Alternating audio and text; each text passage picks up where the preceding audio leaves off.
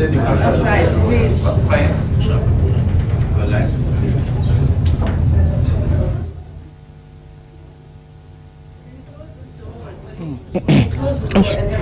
Yeah, this is taking a bit long now. Yeah, go live, Shiva. Go live.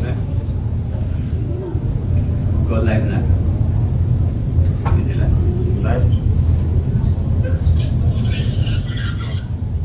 Shiva, I don't have time.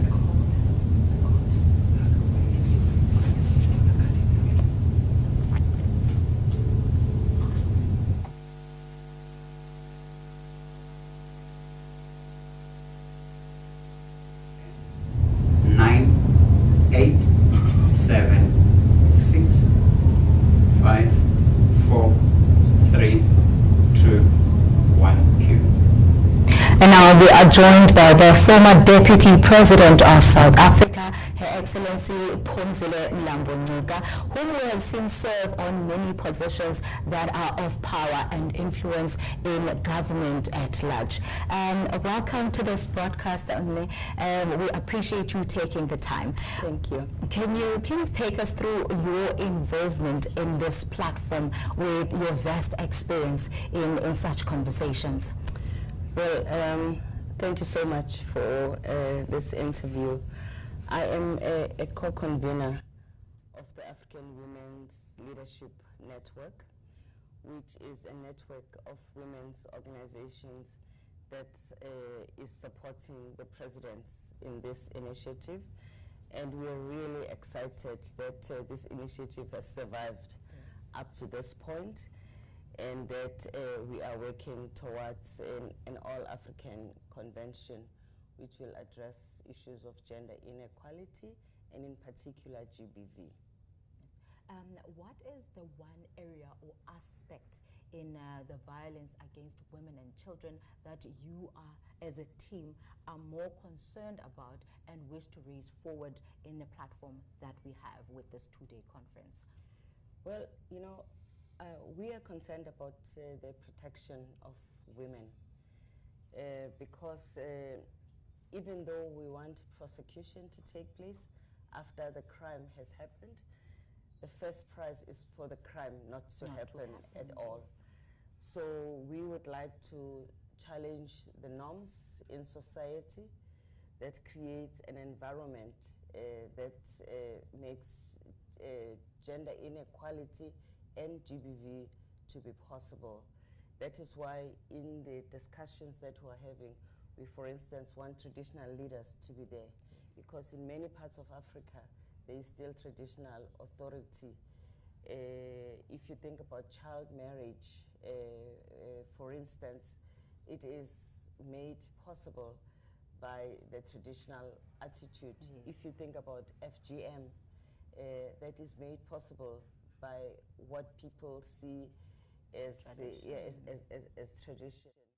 We are also concerned about the capacity of law enforcement institutions across the continent, and we want to come up with interventions that can be applied uniformly across the continent, so that when we monitor impact, we are able to monitor across the continent that something is happening.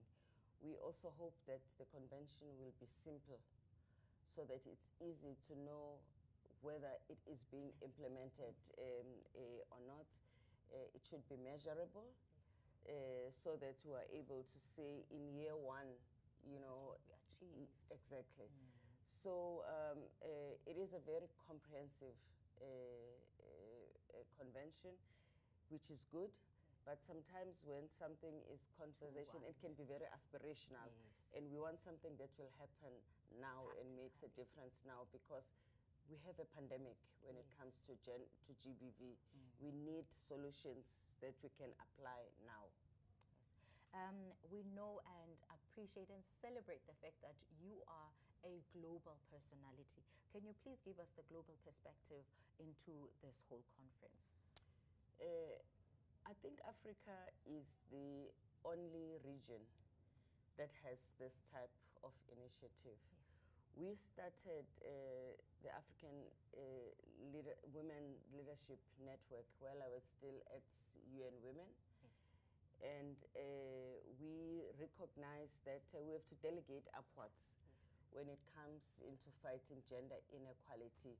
We have to engage heads of states because it is bad governance in any country when half of the citizens are not being taken care of. And we therefore made this the problem of heads of states.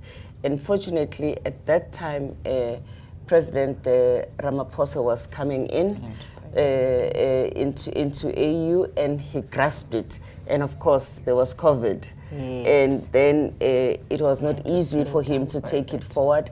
And then President Tshisekedi took it over. Yes. As a result, now he is the champion for this concept of positive masculinity. Because my view is that this issue of gender inequality and GBV is a men's issue. Yes. To continuously make women to be the ones who must be the ones who are in the forefront of the fight is almost overextending women. Yes. The ones who do the abuse must be the one who must show up and come with solutions and do something about it. If you are a man and you are in power and you have authority, even all the more that you have to take responsibility to lead in this fight. That is why this is a matter of heads of state. I wish there were more heads of states who were attending this particular conference, but nevertheless, we'll keep it going. We appreciate it. That's where we're going to wrap it for today. Thank you. Thank you for making the time. Okay. And there you have it. Former President of South Africa, Phumzile Ngcuka, being clear and without fear or doubt, making a call to men in authority and in power to be firm and strong in the fight against the violence against women and children.